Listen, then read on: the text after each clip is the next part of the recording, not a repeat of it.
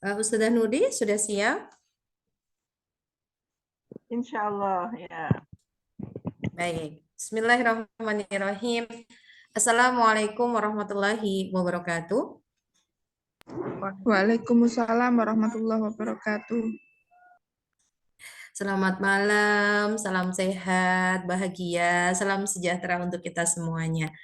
Alhamdulillahilladzi an'amana bi nikmatil imani wal islam wa nusalli wa nusallimu ala khairil anam sayyidina Muhammadin wa ala alihi wa sahbihi ajmain amma ba'du. Alhamdulillah, segala puji bagi Allah, zat yang telah memberikan kesempatan berharga ini bagi kita semuanya. Rob yang menurunkan Al-Quran sebagai petunjuk dan pedoman hidup kita, yang mana bisa mengumpulkan kita pada malam hari ini. Insya Allah kita termasuk orang-orang yang Allah ketuk hatinya untuk selalu memperbaiki diri yang bergabung dalam kajian hati Rumah Parenting Indonesia. Salawat serta salam senantiasa tercurah kepada junjungan kita Rasulullah Nabiullah Muhammad Sallallahu Alaihi Wasallam. Baik, sahabat semuanya, teman-teman semuanya yang dirahmati oleh Allah, tak terasa sudah 1 bulan ya kita berkumpul lagi di kajian hati Rumah Parenting Indonesia yang kali ini gitu bertema menakar harga dunia, menakar ya Ustazah, ya menakar harga dunia. Saya sampai lupa begitu. Baik, insya Allah tak panjang kata. Semoga Allah selalu mengistiqomahkan kita untuk terus memperbaiki diri dan memperbaiki diri.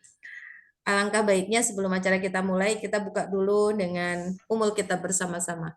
Al-Fatihah. A'udzu billahi minasyaitonir rajim. Bismillahirrahmanirrahim. Alhamdulillahirabbil alamin. Ar-Rahmanir Rahim. Maliki yaumiddin. Iyyaka na'budu wa iyyaka nasta'in. Ihdinas siratal mustaqim. Siratal ladzina an'amta 'alaihim ghairil maghdubi 'alaihim waladdallin. Amin. Baik, para peserta kajian hati Rumah Parenting Indonesia, insya Allah saya sebagai pembawa acara tidak akan panjang kata karena Ustazah Nuri sudah bergabung bersama kita. Langsung saja kita bahas bersama beliau yaitu dengan tema menakar harga dunia. Kepada Ustazah Nuri disilakan. Baik, terima kasih Bu Susi. Semoga bisa menambah pemahaman kita semua kajian kita hari ini. Assalamualaikum warahmatullahi wabarakatuh. Waalaikumsalam warahmatullahi wabarakatuh. Alhamdulillahirabbil alamin. Asyhadu an la ilaha illallah wahdahu la syarikalah wa asyhadu anna Muhammadan abduhu wa rasuluhu wa la nabiyya ba'dah. Amma ba'd.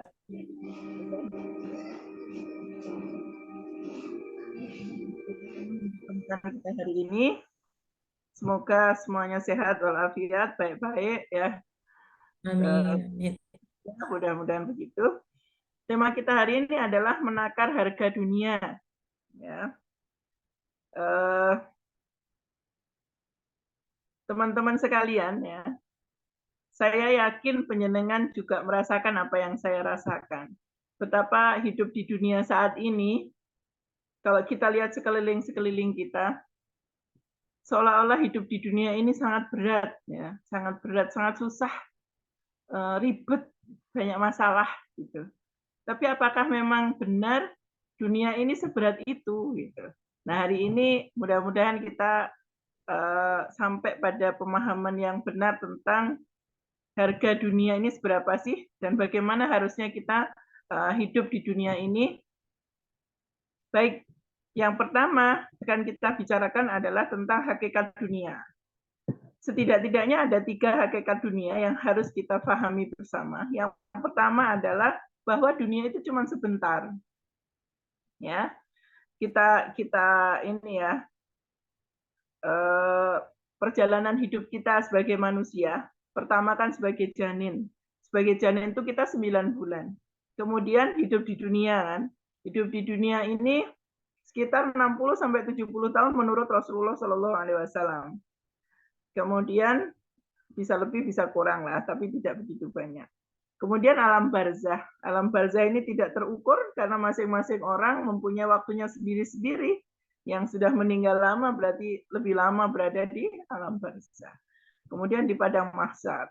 Di padang mahsyar itu sekitar 50.000 tahun. Sebagaimana yang disampaikan oleh Rasulullah Shallallahu Alaihi Wasallam. Dan terakhir di surga atau neraka itu abadi. Jadi kalau kita bandingkan kehidupan kita di dunia ini dengan kehidupan yang setelahnya, maka kita hidup di dunia ini hanya sebentar sekali. Ya. Kemudian di Quran surat 23 ayat 113, Allah Subhanahu wa taala menyampaikan, a'udzubillahi minasyaitonirrajim, qalu labithna yauman aw ba'da yaumin fas'alil 'adin. Mereka berkata, labithna yauman aw ba'da yaumin. Kami tinggal di dunia ini sehari atau setengah hari saja. Maka bertanyalah kepada orang yang menghitung.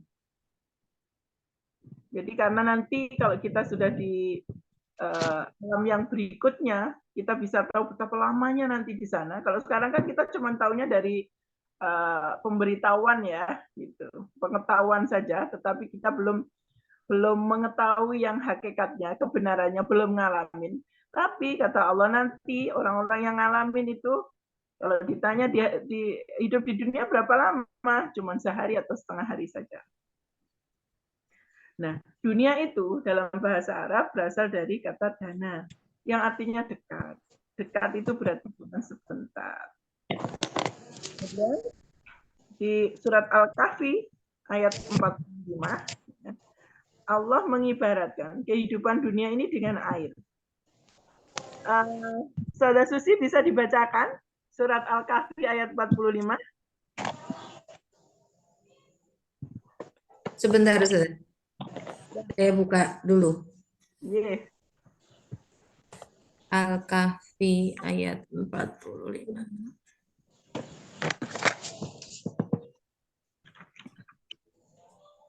Ayat berapa, Ustaz? 45.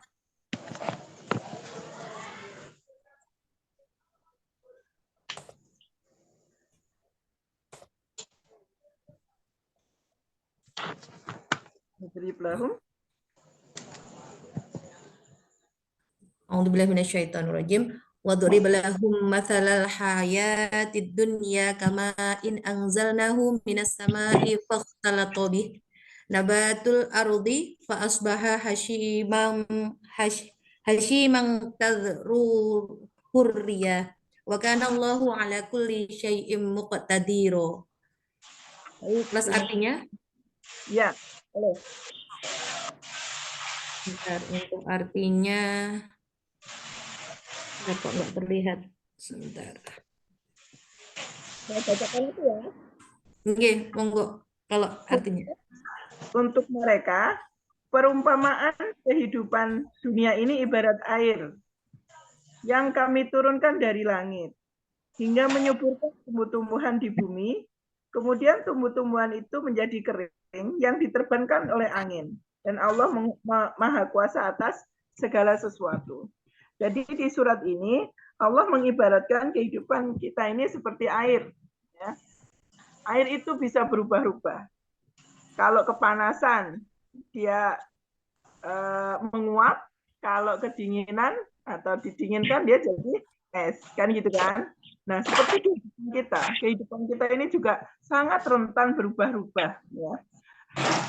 Tidak ada yang abadi dalam kehidupan kita ini, selalu berubah-ubah. Bukan cuma pertumbuhan badan, ya, tetapi juga keadaan kehidupan kita juga yang sehat dalam waktu yang lama, kemudian Allah kasih sakit. Ada orang yang umpamanya ya mempunyai anak banyak, kemudian anaknya meninggal satu persatu, hilang dan sebagainya. Jadi karena kehidupan ini sangat rentan dengan perubahan, maka harusnya kita bisa beradaptasi dengan mudah beradaptasi dengan perubahan itu sendiri. yang pertama ya, tentang bahwa hidup ini ibarat air. Yang kedua, air itu kalau digunakan secukupnya, dia akan sangat bermanfaat. Tetapi kalau dia kebanyakan, dia akan membunuh gitu kan. Dan kalau kekurangan, dia juga membunuh. Dunia itu juga seperti itu gitu. Jadi harus digunakan secukupnya. Karena kalau overdosis, itu juga akan membunuh kita. Kalau kekurangan, kita juga susah gitu. Jadi ambil secukupnya saja dari kehidupan dunia. Nah, di surat Toha ya, di surat Toha Allah mengibaratkan dunia ini sebagai seperti zahro, seperti mawar gitu. Mawar itu indah ya. Mawar itu indah, wangi, tapi cuman sebentar usianya. Ya, sebentar dia sudah layu dia. Maka kehidupan di dunia ini juga seperti itu. Indah dia tapi sebentar. Maka bila kita merasakan ketidaknyamanan dalam hidup kita ini, menderita, bersedih, gitu ya, ada masalah, maka ingatlah cuman sebentar kok, sabar.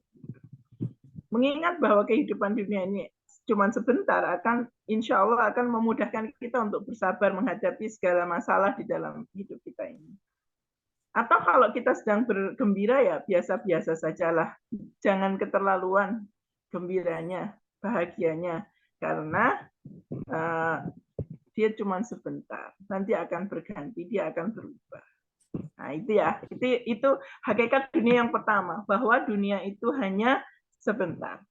Kemudian yang kedua, bahwa dunia ini dijadikan indah oleh Allah dalam pandangan hidup manusia. Ya, ini ada di surat Ali Imran ayat 114. Ini ayatnya sangat terkenal ini. Ali Imran ayat 14. Mohon maaf keliru. Ali Imran ayat 14 ya.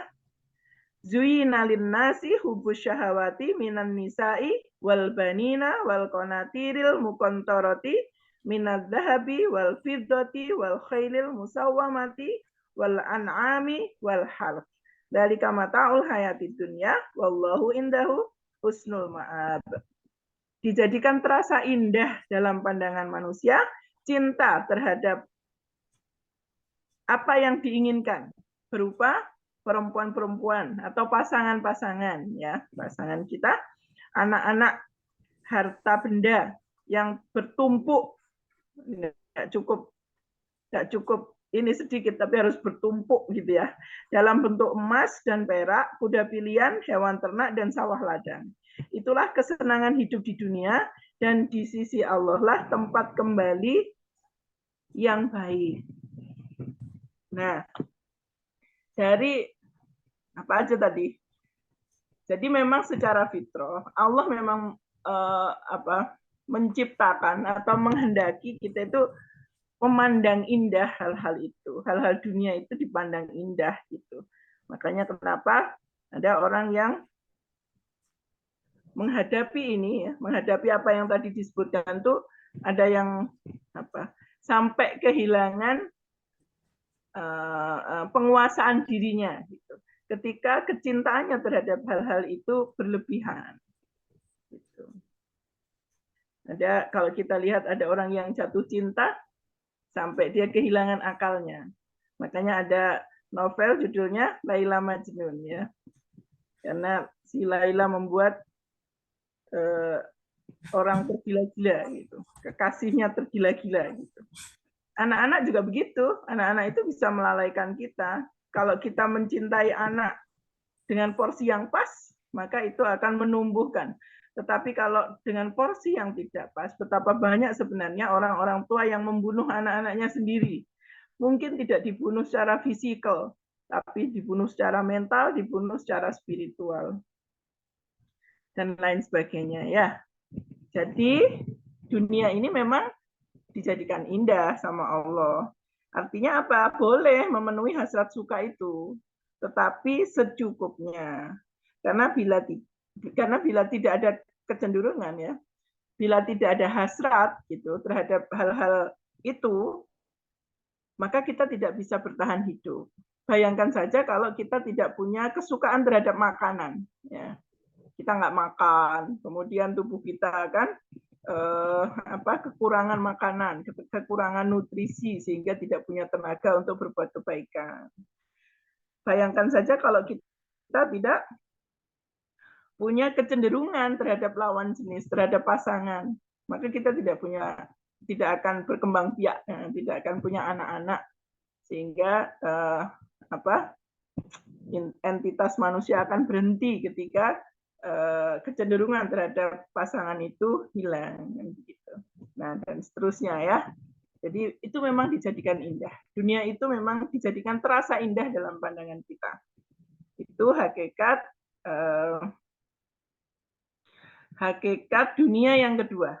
Kemudian yang ketiga, bahwa dunia ini tempat ujian.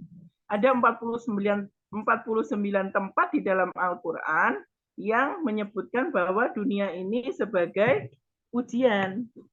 Salah satunya adalah di surat Ali Imran ayat 152. Ya. Di sini disampaikan, saya bacakan artinya saja, karena diambil di tengah-tengahnya. Ya. Di antara kamu ada orang yang menghendaki dunia, dan di antara kamu ada pula orang yang menghendaki akhirat. Kemudian Allah memalingkan kamu dari mereka untuk mengujimu. Tetapi dia benar-benar telah memaafkan kamu, dan Allah mempunyai karunia yang diberikan kepada orang-orang yang beriman. Ayat ini turun berkenaan dengan peristiwa Uhud, ya. Ketika beberapa pasukan dari kaum mukminin diperintahkan oleh Rasulullah Shallallahu Alaihi Wasallam untuk berjaga-jaga di Bukit Uhud, ya, sebagai pasukan pemanah, ya, sebagai perlindung yang beriman. Nah, ternyata ketika Rasulullah berulang kali menyampaikan pesannya, jangan turun apapun yang kalian lihat. Jangan turun apapun yang terjadi sampai aku memerintahkan kalian untuk turun. Tapi ternyata kondisi itu, ketika melihat kondisi di lapangan, ya, kaum mukminin menang, ya, dalam pertempuran itu unggul dibanding orang-orang kafir, maka ada sebagian orang tuh yang melihat harta rampasan perang. Nanti kalau nggak ikut, kan namanya pasukan pemanah berada di atas bukit, kan nggak bisa mendapatkan harta rampasan perang. Pikiran mereka begitu, karena tidak langsung berhadapan dengan musuh. Sehingga mereka memutuskan beberapa orangnya untuk ikut terjun ke gelanggang pertempuran. Dan kemudian dari belakang diserang oleh Khalid bin Walid. Sehingga itu salah satu penyebab dari kekalahan di kaum mukminin di perang Uhud ketika itu. Maka Allah menurunkan ayat ini, ayat Ali Imran 152 ini. Sebagian dari mereka ada yang cenderung kepada dunia, ada sebagian mereka yang cenderung kepada akhirat. Maka ini bisa menjadi dalil bagi kita bahwa memang benar dunia ini tempat ujian. Jadi dunia ini nilainya rendah, tapi dijadikan indah, gitu. Sehingga banyak orang yang pada akhirnya tertipu dengan dunia. Sebagaimana yang pernah kita bahas beberapa waktu yang lalu di surat Al-Hadid ayat 20, ya. Bagi yang pernah ikut pasti kalau masih ingat, kalau punya catatan bisa dibuka lagi surat Al-Hadid ayat 20, ya. I'lamu annamal hayatud dunya la'ibun wa lahwun wa zinatun wa tafahurum bainakum wa takatsurun fil amwali wal aulad. Ketahuilah bahwa kehidupan dunia ini la'ibun, permainan, wa lahwun, senda gurau, wa zinatun, perhiasan, gitu kan? Kemudian wa takatsurun bainakum, berbangga-bangga. Ya, apa ya tadi? Begitu ya, betul ya. Berbangga-bangga. Kemudian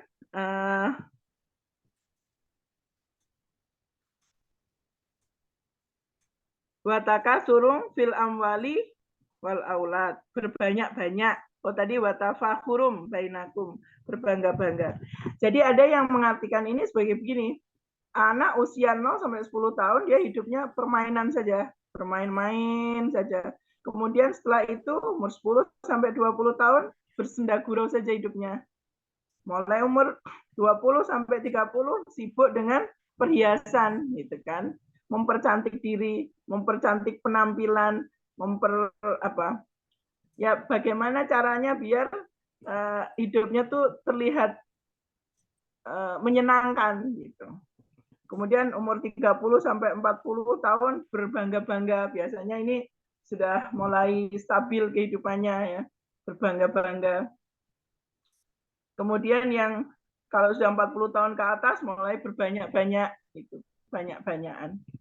Ya, enggak cukup dengan satu rumah, padahal kalau ditempati ya paling satu udah nggak bisa kan, hidup kita ini berada di beberapa tempat dalam waktu yang bersamaan. Tetapi ada banyak orang yang mempunyai rumah di mana-mana, padahal yang ditempati cuma satu, berbanyak-banyak. Nah itu ya. Jadi itu yang pertama.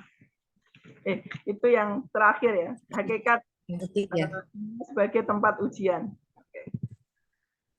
Kemudian Rasulullah SAW di dalam salah satu hadis yang diriwayatkan oleh Muslim menyampaikan, sesungguhnya dunia ini manis dan hijau, dan sesungguhnya Allah menyerahkan pada kalian untuk mengurusinya. Kemudian Allah ingin melihat bagaimana kalian bersikap padanya. Maka berhati-hatilah dari fitnah dunia dan perempuan. Jadi memang dunia ini dijadikan menarik, dijadikan indah, dijadikan menyenangkan gitu kan, manis dan hijau, itu kan kesenangan manusia ya. Terus kemudian diserahkan kepada manusia oleh Allah, maka Allah menyuruh kita untuk berhati-hati dari fitnah dunia dan perempuan. Nah, sebenarnya nilai dunia itu seperti apa sih? Gitu. Rasulullah SAW menyampaikan, seandainya dunia ini di sisi Allah nilainya, harganya sama dengan sayap nyamuk, niscaya Allah tidak akan memberi minum meski seteguk pada orang-orang kafir. Hadis riwayat Tirmidzi. Dari sini kita bisa mengambil kesimpulan bahwa sebenarnya dunia ini nilainya di hadapan Allah itu lebih remeh, lebih rendah daripada sebelah ekor sayap nyamuk gitu. Sebelah sayap ekor nyamuk, iya ya, kayak gitulah. Sehingga Allah obral harta dunia itu kepada orang-orang kafir. Gitu. Kalau lebih sama aja dengan sayap ekor nyamuk, Allah tidak akan kasih orang-orang kafir itu minuman walaupun seteguk. Nah, seperti itu. Jadi ya, nilai dunia itu rendah, tapi dijadikan indah. Sehingga banyak yang pada akhirnya tertipu dengan dunia. Orang-orang yang tertipu ini menjadikan dunia sebagai tujuan hidupnya, sebagai fokus hidupnya. Gitu. Apa akibatnya kalau seseorang menjadikan dunia sebagai fokus hidupnya? Yang pertama adalah sombong. Kita pasti semua kenal korun ya, makanya ada harta karun. Gitu. Harta yang ditemukan di dalam bumi kita sebut dengan harta karun, gitu. Karena dulu hartanya korun ditanam oleh Allah di dalam bumi. Korun ketika disuruh untuk berinfak, disuruh untuk sedekah, dia menolak dan mengatakan bahwa hartanya itu adalah karena usahanya sendiri. Kita bisa melihat banyak orang yang punya pendapat seperti ini sekarang, terutama orang-orang yang kaya ya. Mereka merasa punya kiat yang pas gitu untuk memperoleh harta itu. Padahal harta itu tidak akan bisa mereka peroleh kecuali dengan kemudahan dari Allah Subhanahu wa taala. Bukan masalah harta saja, masalah anak kadang-kadang juga begitu. Kita bisa melihat ada orang-orang yang merasa sudah mendidik anak-anaknya dengan pas ya, dengan formula yang tepat gitu, sehingga anak-anaknya menjadi anak-anak yang begini dan begitu. Nah, perasaan-perasaan begini, ini perasaan sombong karena mengabaikan keterlibatan Allah dalam kemudahan hidupnya. Orang-orang yang seperti ini biasanya memandang manusia itu berdasarkan hal-hal duniawi, seperti harta, ilmu, kayak gitu.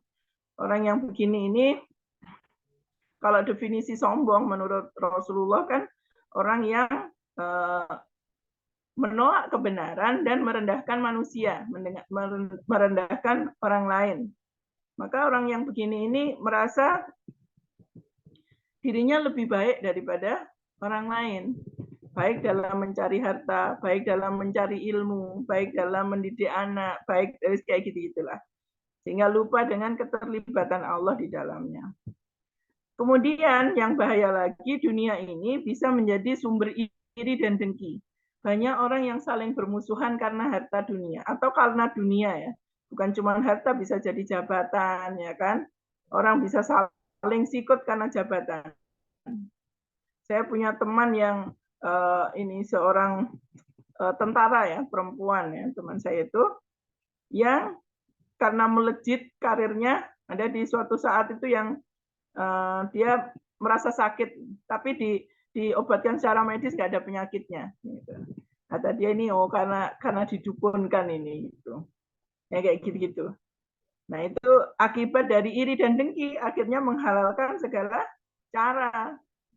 Mungkin bisa memfitnah, mungkin bisa itu tadi ya. Bahkan ada mungkin orang yang menyukai orang lain, ya, menyukai lawan jenis, pakai dukun berbicara. Kalau ditolak, cinta ditolak, dukun berbicara kan gitu kan. Ada yang begitu kan. Nah, itu menghalalkan segala cara. Bahkan dunia itu bisa memutuskan tali silaturahim antar saudara yang ada ikatan darah di antara mereka. Ya, kita dengar banyak sekali orang-orang yang berselisih hanya gara-gara warisan umpamanya ya. Atau hanya gara-gara ya tadi masalah-masalah kecil, ya, masalah-masalah dunia. Kalau kita pahami bahwa dunia itu sekecil itu, ya, harusnya dunia itu tidak menjadi sumber permasalahan di antara manusia. Ada kemarin itu yang curhat WA ke saya. Jadi beliau ini seorang menantu, ya, tapi karena yang serumah sama mertua, jadi ketika ayah mertuanya sakit, beliau yang ngopeni. Ketika ibu mertuanya sakit, beliau yang ngopeni. Kemudian memang dijanjikan, ya memang disampaikan oleh ibu mertuanya ini akan dikasih sawah ya, sawah seluas 100 ru. Ya. 100 ru itu kalau dijual paling 100 juta ya, tergantung tempatnya. Nah, ketika keduanya sudah sedo, ya, bapak sama ibu mertuanya sedo, ini disampaikan, ternyata saudara-saudara yang lain ini nggak percaya, kok baru sekarang dibilanginya, kok nggak dibilangi. Padahal sebenarnya saksinya banyak, karena ibu mertuanya itu nggak cuma bilang ke mbak ini, tapi juga bilang ke saudara-saudara yang lain, cuman anak-anak yang lain enggak, sehingga jadi fitnah. Nah, kayak gitu. Putus tali silaturahim gara-gara masalah harta. Atau kadang-kadang kalau pas pembagian waris tuh bisa saling salah paham atau saling marah ya, gontok-gontokan itu gara-gara mamanya ada yang tanah di depan pinggir jalan sama ada tanah yang di dalam ya, pinggir sungai, secara harga sangat jauh gitu. Jadi kalau dihitung berdasarkan luas tanah nanti nggak adil dan sebagainya, ribet sekali. Nah itu gara-gara dunia menjadi tujuan. Kalau enggak kan santai aja. Toh keberkahan harta itu tidak tergantung dari seberapa banyak yang kita miliki, tergantung daripada akhirnya seberapa manfaat yang bisa kita dapatkan dari harta itu. Gitu. Memutuskan tali silaturahim. Ini sudah ada pertanyaan ini. Sebentar ya, kita lanjutkan sampai akhir dulu ya. Kemudian yang berikutnya, apa akibatnya menjadikan dunia ini sebagai tujuan? Gampang putus asa. Kita dengar ya banyak kejadian bunuh diri. Dunia ini semakin kesini semakin banyak. Kadang-kadang bahkan penyebabnya itu nggak sepele gitu loh, sepele sekali. Ada orang yang bunuh diri hanya gara-gara jerawat. Ada itu saya baca di mana tuh. Jadi karena jerawatnya nggak hilang-hilang, sudah dikasih ini, sudah dikasih itu nggak hilang-hilang, bunuh diri gara-gara jerawat. Ada orang yang bunuh diri kemarin itu mahasiswi UGM ya, gara-gara nggak bisa bayar SPP. Jadi kalau dunia sebagai tujuan, akhirnya serentan itu, gampang putus asa. Ya. Nah, sekarang bagaimana harusnya kita bersikap terhadap dunia? Kalau memang hakikatnya dunia itu kayak tadi tuh, sebentar dijadikan indah, tapi juga merupakan ujian. Nah, apa yang harus kita lakukan terhadap dunia? Yang pertama adalah menjadikan dunia itu sebagai sarana untuk meraih akhirat. Jadi, teman-teman sekalian, saat ini banyak orang yang iri dengan kehidupan kita saat ini. Siapa mereka? Mereka yang sudah ada di dalam kubur, di alam kubur, itu merasa sangat iri dengan kehidupan kita. Di surat Munafikun ayat 10 disampaikan oleh Allah Subhanahu wa taala, ya, saya bukakan dulu. Surat Munafikun juz 27 ya. Dan berinfaklah sebagian dari apa yang telah kami berikan kepadamu sebelum kematian datang kepada salah seorang di antara kalian. Lalu dia berkata, ini, Rabbi laula akhartani ila ajalin qarib fa asaddaqa wa akum minas sholihin. Ya Tuhanku, sekiranya Engkau berkenan menunda kematianku sedikit waktu lagi, maka aku akan bersedekah dan aku akan termasuk orang-orang yang sholih. Jadi kehidupan yang kadang-kadang kita jenuh, kadang-kadang kita sedih, kadang-kadang kita bosen ini diiri atau diinginkan oleh banyak orang, ya, yaitu yang sekarang menjadi ahlul kubur. Mereka menginginkan agar diberi kehidupan sebentar lagi, ya, dalam waktu yang sedikit ritek nggak apa-apa, asal mereka punya kesempatan untuk bersedekah dan menjadi orang-orang yang sholih, bagian dari orang-orang yang sholih. Teman-teman sekalian, Allah itu memberikan peluang sebesar-besarnya kepada manusia untuk mendapatkan kebaikan akhirat. Ya, Rasulullah Shallallahu Alaihi Wasallam menyampaikan, setiap umatku akan masuk surga kecuali orang yang enggan. Siapa itu orang yang enggan? Gitu ya. Ada yang bertanya kepada Rasulullah seperti itu. Kemudian Rasulullah menjawab, barang siapa yang mentaatiku akan masuk surga. Barang siapa yang tidak mentaatiku, sungguh dia orang yang enggan. Hadis riwayat Bukhari. Surga itu mempunyai banyak sekali pintu, sehingga manusia bisa beramal sesuai kecenderungannya masing-masing, ya kan? Allah sangat mudahkan kita itu untuk masuk surga. Kasih peluang kita sebanyak-banyaknya untuk masuk surga. Setiap amal yang diniatkan, setiap amal, bahkan amal yang secara umum, secara manusiawi harus kita lakukan sebagai manusia, itu bisa bernilai ibadah kalau memang diniatkan secara benar. Ya kan? Makan umpamanya ya, kita butuh makan. Makan itu bisa bernilai ibadah dia. Bahkan bisa memasukkan kita menjadi orang-orang yang diridhoi oleh Allah, orang-orang yang dicintai oleh Allah. Sebagaimana yang disampaikan oleh Rasulullah Shallallahu Alaihi Wasallam, barang siapa yang bersyukur setelah dia makan, ya, maka Allah akan ridho kepadanya. Perkara makan bisa menjadikan seseorang menjadi kekasihnya Allah, diridhoi oleh Allah, bayangkan. Jadi kalau kita makan makanan yang kita butuhkan itu dengan cara yang benar, itu bisa bernilai ibadah. Kalau kita tidur yang kita butuhkan itu dengan cara yang benar, mengikut taat kepada Rasulullah tadi itu, maka itu akan bernilai ibadah. Ke kamar mandi bernilai ibadah. Senyum, bergurau dengan anak-anak bernilai ibadah. Semua hal bisa bernilai ibadah. Dan kita tahu bahwa banyak amalan akhirat yang membutuhkan harta. Jadi memang tidak ada salahnya gitu menggunakan harta dunia ini asal itu untuk kepentingan akhirat kita. Kita haji butuh harta, kita sedekah butuh harta, ya kan? Kita berbuat kebaikan, memberikan manfaat kepada orang lain juga butuh harta. Maka sebenarnya asal dia digunakan secara tepat, maka dunia itu sangat berguna bagi akhirat kita. Ada cerita seorang laki-laki di Arab ya. Laki-laki ini sangat mencintai keluarganya. Maka ketika dia lewat di pasar, kemudian ada anggur gitu ya. Dia ingat keluarganya. Maka dia belikan keluarganya anggur 2 kilo. Ya, dia belikan, bawa ke rumah, tapi habis itu dia ada keperluan lagi, jadi dia pergi lagi. Nah, ketika pergi lagi terus pulang, dia nanya, mana tadi anggurnya? Gitu.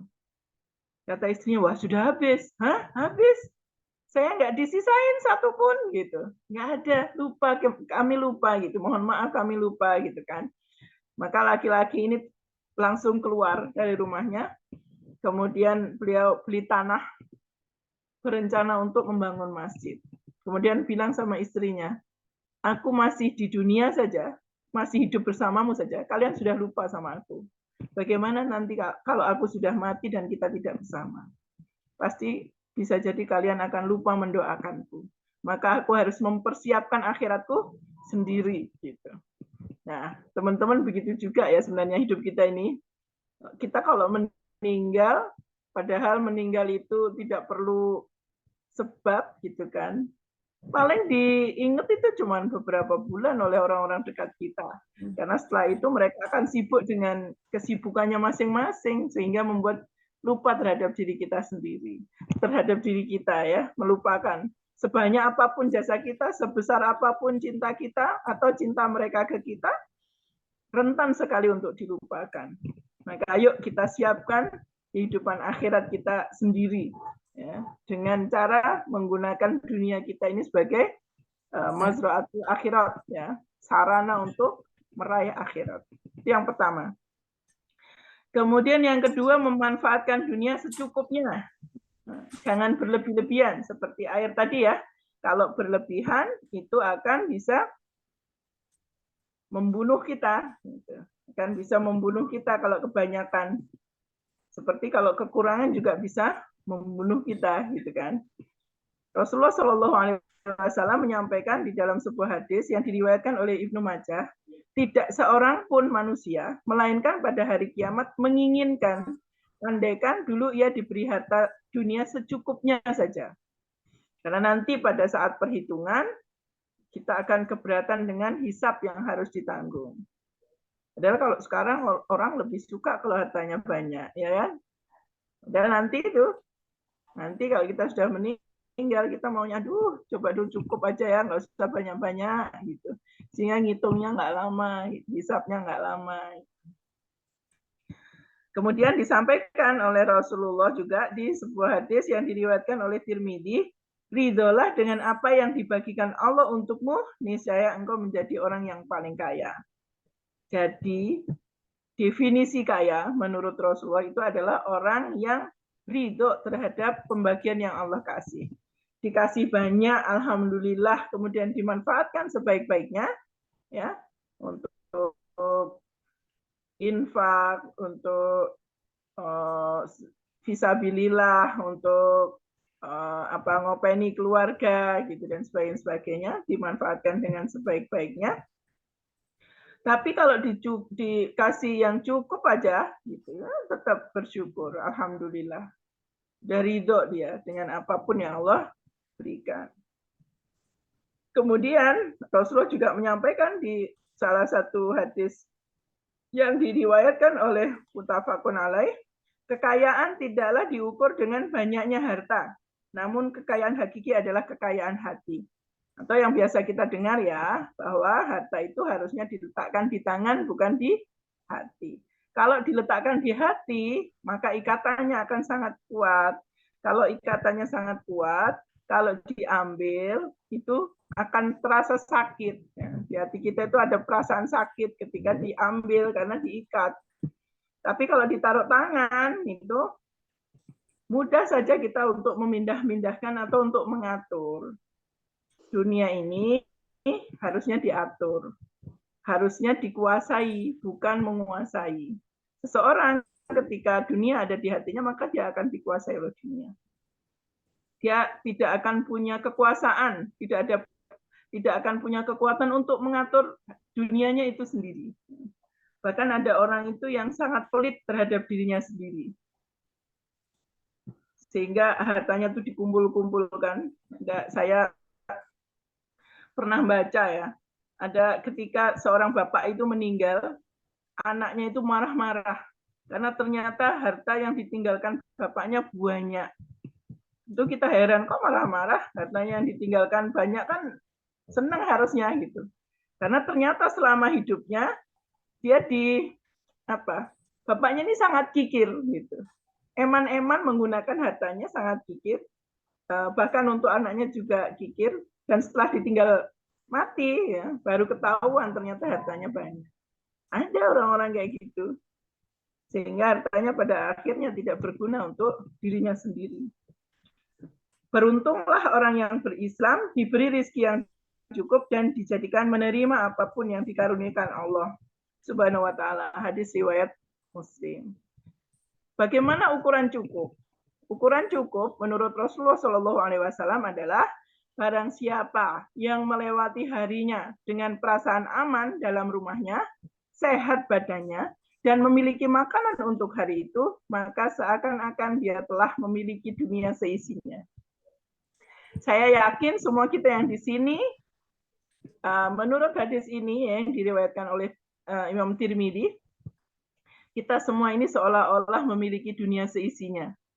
Kita mempunyai rasa aman di dalam rumah kita. Tidak khawatir ada gempa, tidak khawatir ada banjir, tidak khawatir ada panas yang berkepanjangan.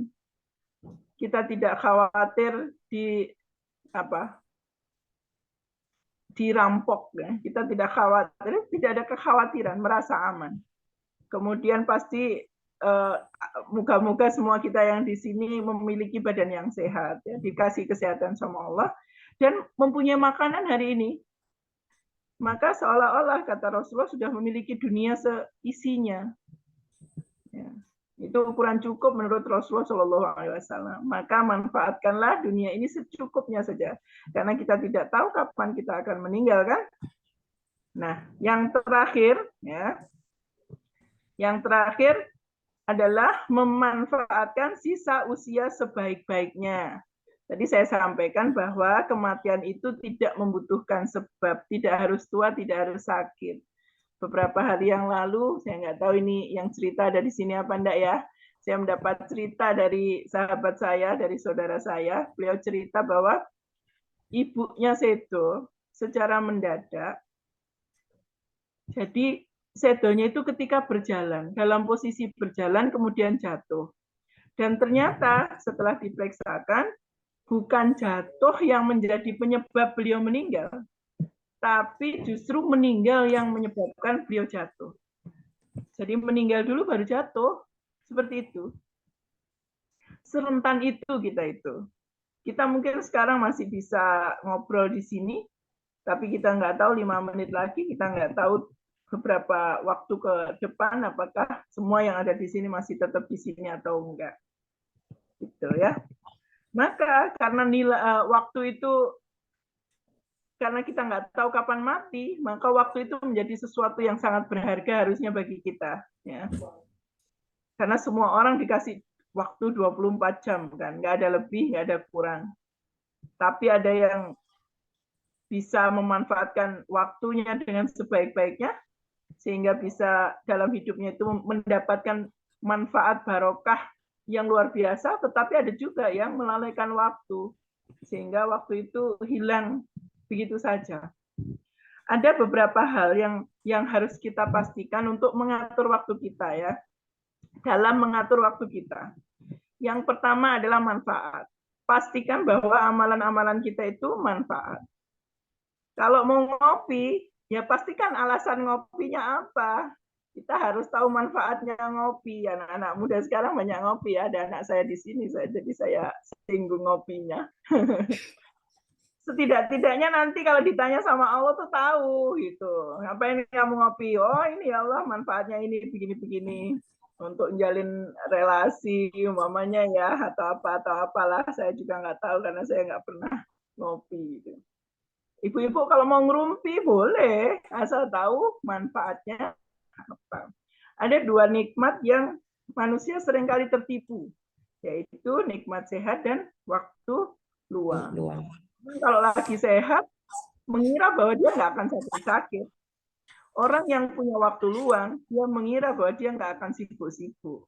Padahal itu tadi, sebagaimana yang saya sampaikan, kita tuh rentan sekali. Kalau kita lagi sehat, kita rentan sakit. Bisa kapan aja kita sakit. Kalau kita lagi ada waktu luang, sebenarnya rentan juga kita untuk sibuk. Kadang-kadang kesibukan tuh datang dengan bertubi-tubi tanpa bisa kita antisipasi pada akhirnya. Maka aktiflah dalam melakukan kebaikan, karena kebahagiaan itu ada dalam tindakan. Ya. Kadang-kadang kita, kalau lagi masuk full ya kerja, aduh pengen libur gitu ya. Padahal kalau libur lama-lama juga akhirnya bosen gitu, tidak bisa menikmati. Karena memang aslinya kebahagiaan itu ada dalam aktifnya kita dalam berbuat kebaikan, bukan ketika kita nganggur. Gitu.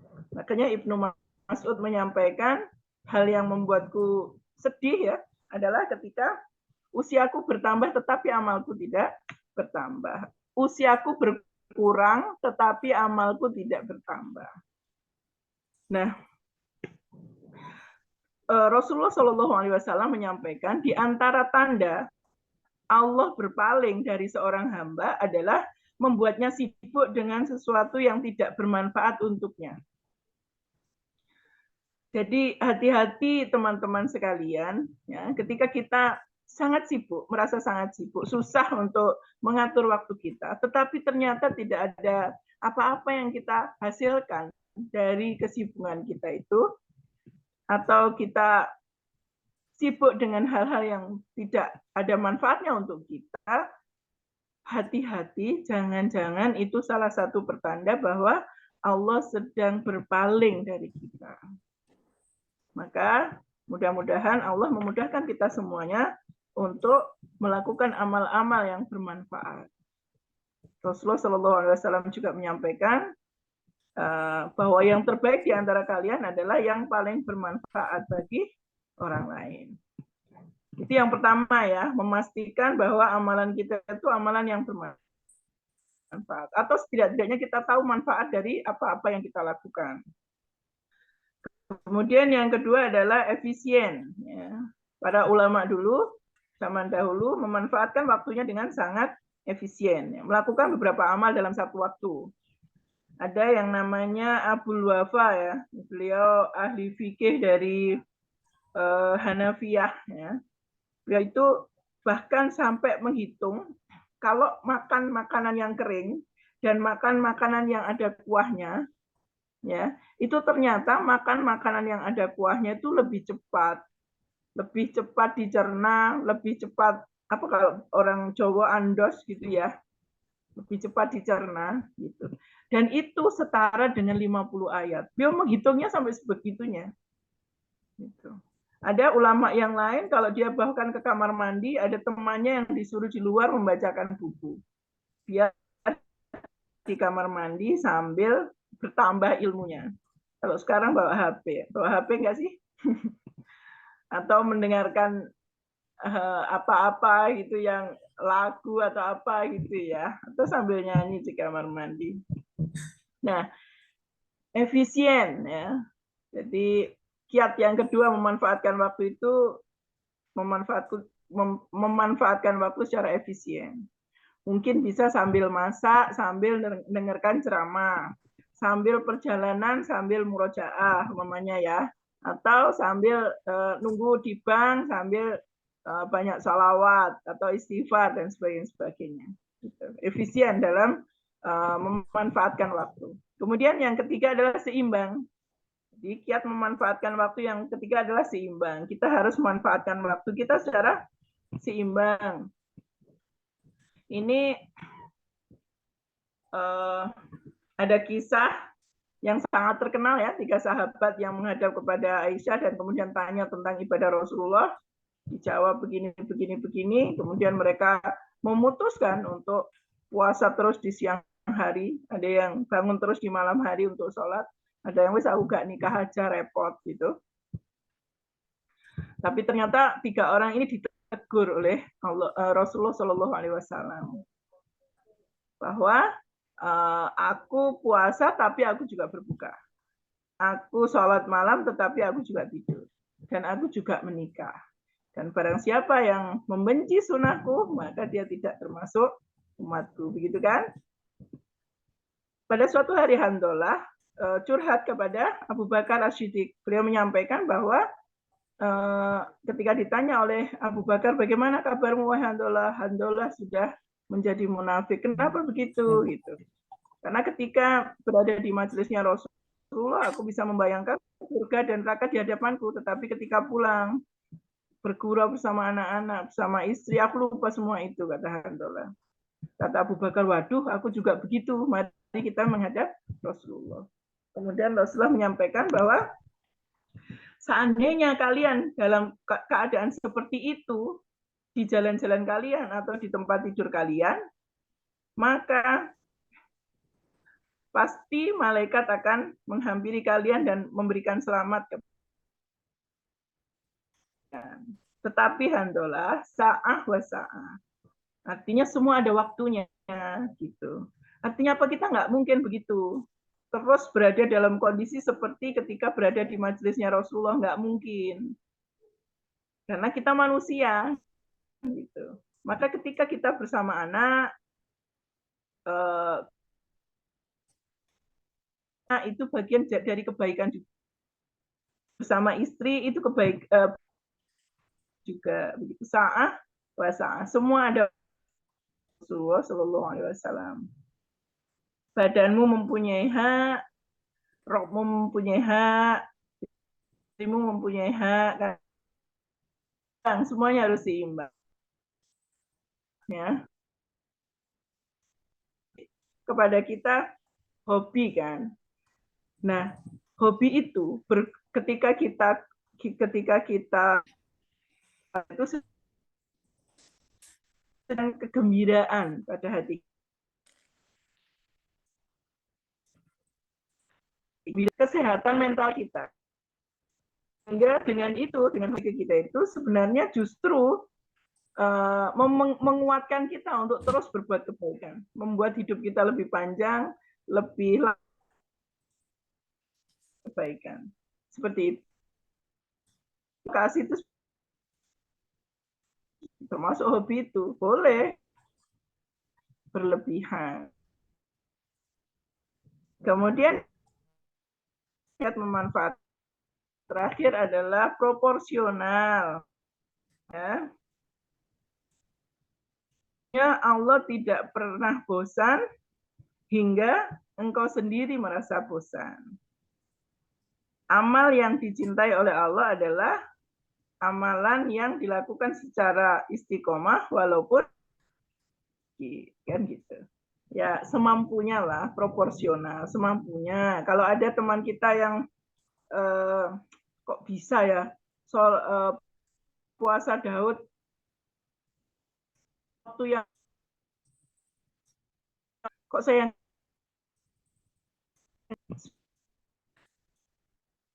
ada yang sholat tahajud 11 rakaat setiap nggak kuat ya nggak apa-apa.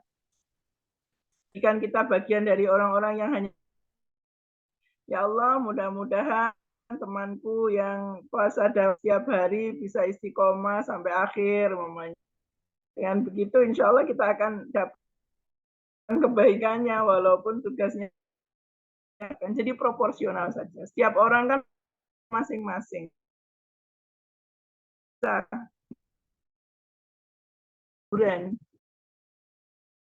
Jangan dipaksa. Juga jangan memperturutkan sehingga pada akhirnya kita melalaikan ibadah-ibadah kita. Nah, secukupnya takwa aja juga disuruhnya semampunya, ya kan? Di surat apa itu? Di surat At-Taghabun kalau nggak salah. Allah menyuruh kita untuk semampunya. Ittaqillaha mastata'tum, gitu. Pokoknya kata-katanya begitu, mastata'tum, semampu kita. Takwa aja semampu kita. Kemudian la yukallifullahu nafsan illa wus'aha. Dan Allahu a'lam bishawab. Kurang maaf. Oh ya, saya ulang ya, tiga rendah. Sebentar dijadikan indah dan ujian bagi kita. Kemudian ada bagaimana agar kita selamat gitu menghadapi dunia yang begitu, jadikan dunia sebagai mazratul karena untuk mendapatkan akhirat. Kemudian mengambil dunia secukupnya saja. Dan yang ketiga, memanfaatkan sisa usaha baik-baiknya. Terima kasih, kurang lebihnya mohon maaf. Wallahu a'lam bishawab. Assalamualaikum warahmatullahi wabarakatuh. Waalaikumsalam warahmatullahi wabarakatuh. Masya Allah, tabarakallah. Terima kasih Bu Nuri atas paparannya ya, bagaimana memposisikan dunia yang semestinya, yang kemarin seperti di surat Al-Hadid begitu, dan hari ini ditambah lagi bagaimana kita memposisikan hakikat dunia. Baik, teman-teman yang dirahmati oleh Allah, itu tadi paparan dari Ustazah Nuri. Mungkin ada yang mau ditanyakan. Ini tadi yang di kolom chat Mbak Riza ini. Ya. Ada pertanyaan masuk ya. Ya. Ini ada pertanyaannya yang bagaimana caranya agar kita tidak terperosok dengan jebakan dunia. Begitu. Ya. Bismillahirrahmanirrahim. Bagaimana agar tidak terperosok dengan jebakan dunia?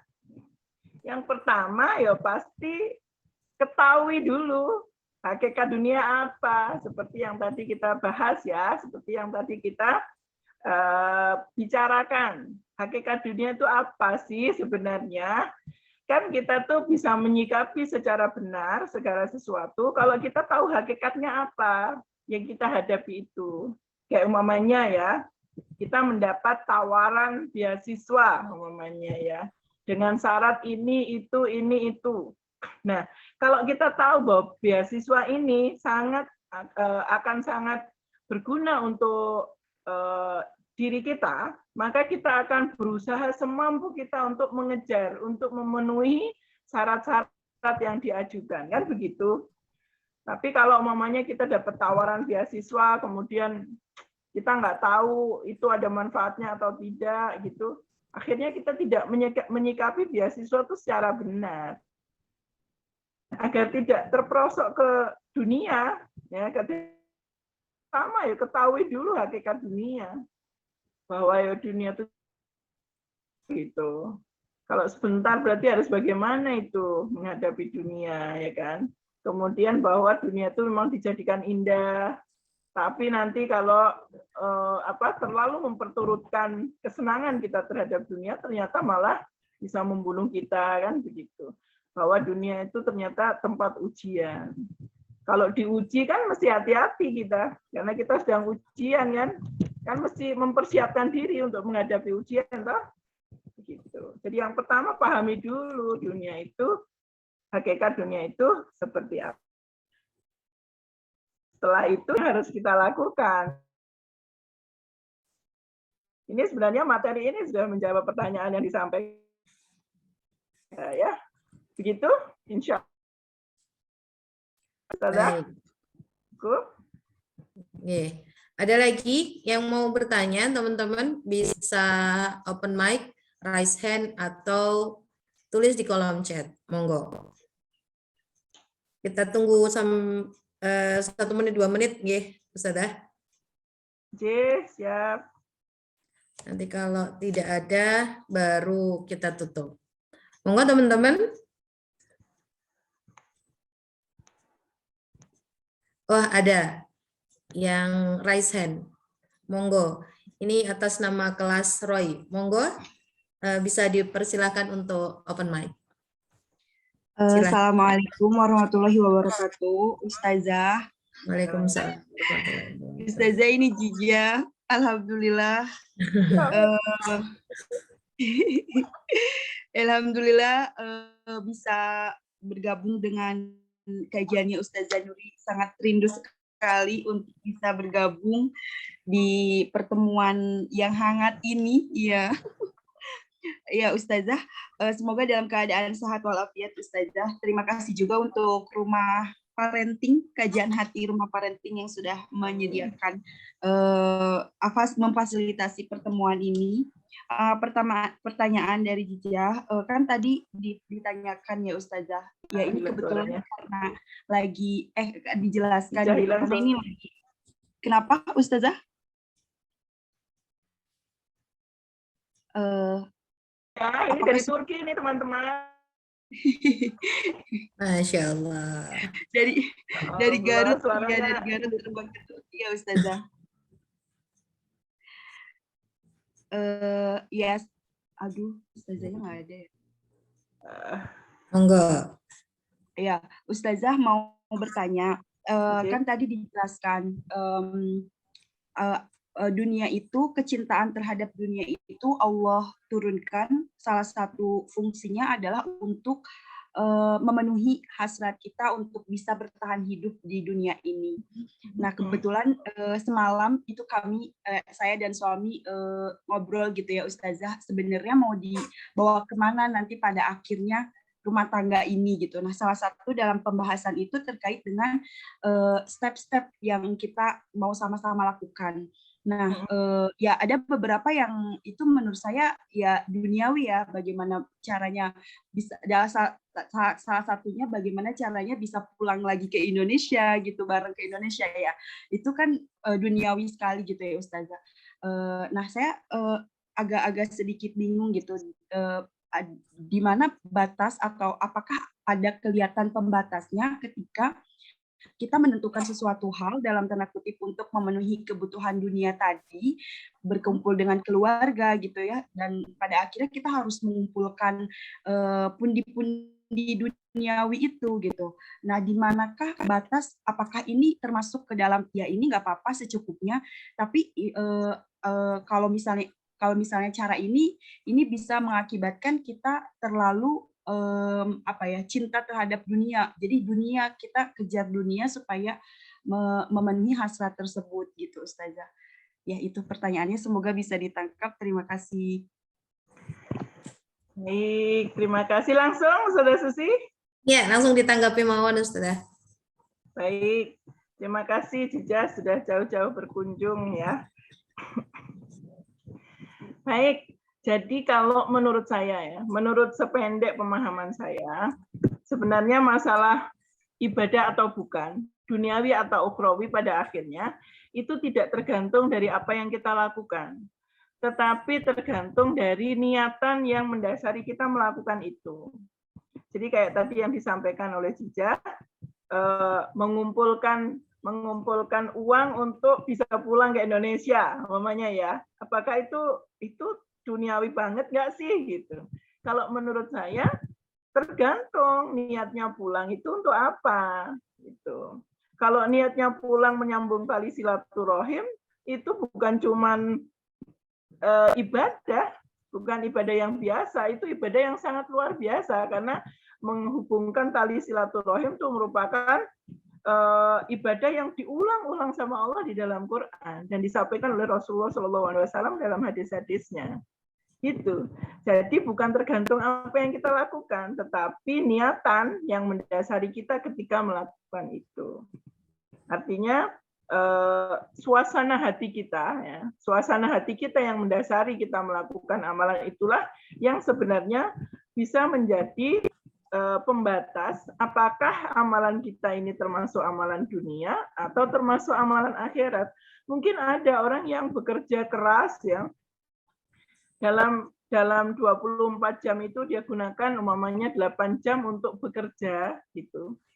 10 jam untuk bekerja. Tetapi kalau dia niat kerjanya itu ya untuk Allah dan Rasul-Nya, untuk memberikan manfaat kepada orang lain gitu, meringankan beban orang lain kayak gitu-gitu, ya tetap dia masratul akhirah, dia sudah menggunakan dunia untuk menjadi sarana mendapatkan akhiratnya.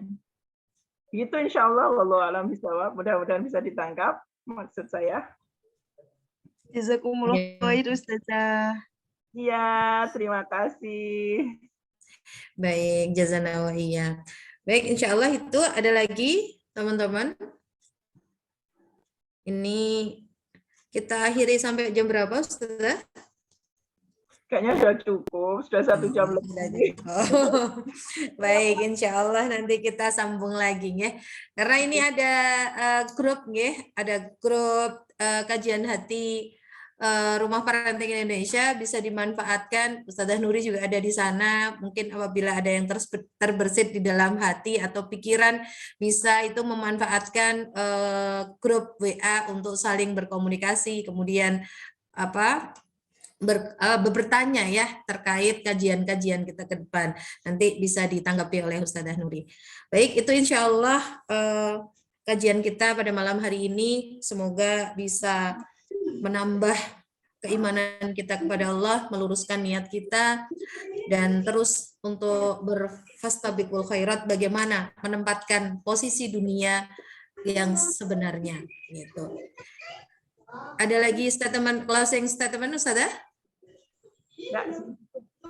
Sudah cukup. Baik teman-teman, karena sudah malam, insya Allah kita cukupkan kajian RPI pada malam hari ini. Insya Allah kita akan ketemu lagi di bulan berikutnya dengan tema yang lebih seru lagi, yang lebih menyejukkan hati kita. Kita akhiri dengan hamdalah bersama-sama. Alhamdulillahirobbilalamin. Kemudian doa kafaratul majelis. Subhanakallahumma wa bihamdik, asyhadu an la ilaha illa anta, astaghfiruka. Kami selaku panitia mohon maaf. Assalamualaikum warahmatullahi wabarakatuh. Waalaikumsalam warahmatullahi wabarakatuh.